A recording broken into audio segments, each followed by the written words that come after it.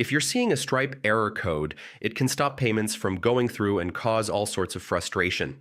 Yeah, this usually happens because of card issues, account settings, or API configuration errors.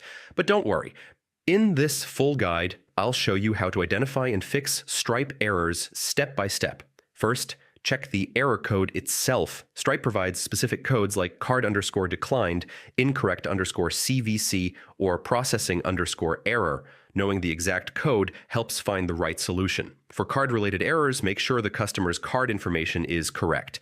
Verify the number, expiration date, CVC, and billing address. Next, check that the card has sufficient funds. A declined payment can simply be due to insufficient balance. Some errors come from your Stripe account setup. Make sure your account is fully verified and API keys are correctly configured. If the issue is temporary, you can try retrying the payment. Sometimes network or bank delays cause temporary failures. And if you've tried everything and the error persists, contact Stripe support. They can provide more details and help resolve account or transaction-specific issues. And that's it.